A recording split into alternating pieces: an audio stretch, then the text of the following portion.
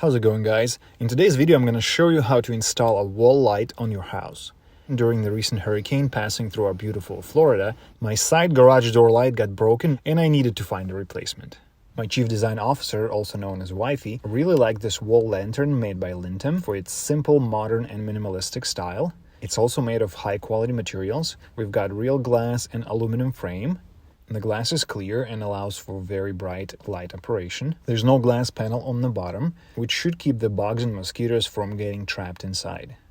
It's also packed with many useful features. Let me jump ahead and show you some of them, and later I'll also show you how to connect and mount this light on the wall.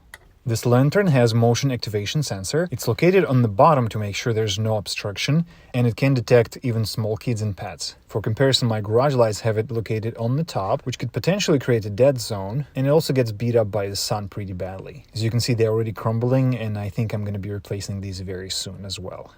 The motion sensor has 180 degrees range and up to 40 feet motion detection distance. Here are the exact dimensions of this lantern if you're interested. There's a dusk to dawn mode. The lantern will detect the daylight and automatically turn off during the day and turn itself back on as soon as it gets dark outside. You can select 4 different levels of brightness: 30, 50, 70 and 100%. This allows you to dim your wall lights if you prefer, or to save some energy. You can set motion sensitivity to 10, 20, 30 or 40 feet.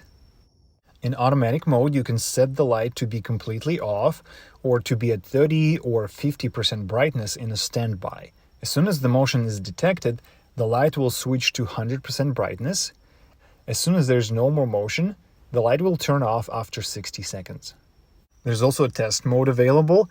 The light will stay on for only 5 seconds at a time and then turn itself off until there's any motion detected. This allows you to test the sensor sensitivity and choose the right settings for your particular installation position. This wall lantern is currently selling for around $70, and if you are interested, you can check it out at the link provided in the comments section below this video. Included in the box are the lantern itself, user's guide, and mounting hardware. You will have to buy the dimmable bulb separately. Installation process is pretty simple if you had some prior experience with electrical systems. However, if you're not sure what you're doing, please stay safe and seek help of a professional electrician. Before you begin, turn off the breaker for the particular location you are working at. In my case, it's a breaker for the garage. My old light is already removed, and here's what we're gonna find in my junction box: white, black, and ground wires. These black and white wires connected together won't be used for the light, so we can just tuck them back into the box. Next, let's remove the mounting plate.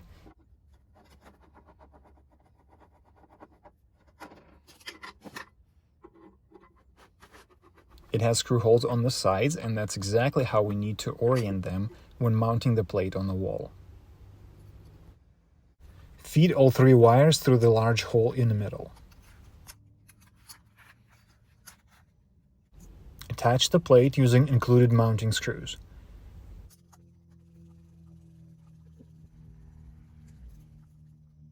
Be sure to have the plate leveled perfectly before fully tightening the screws. Connect the white, black, and copper wires in the back of the lantern to the same colored wires on the wall. Secure the connections using wire caps.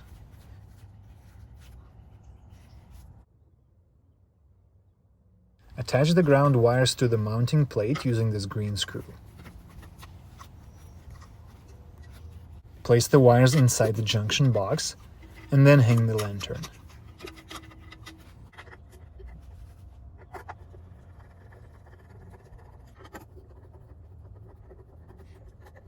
I'm going to use this nice clear LED bulb since it's perfectly matching my lantern style.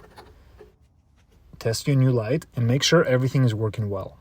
Alright, I hope this video was helpful, and if so, please hit that like button. Thanks for watching and have a nice day.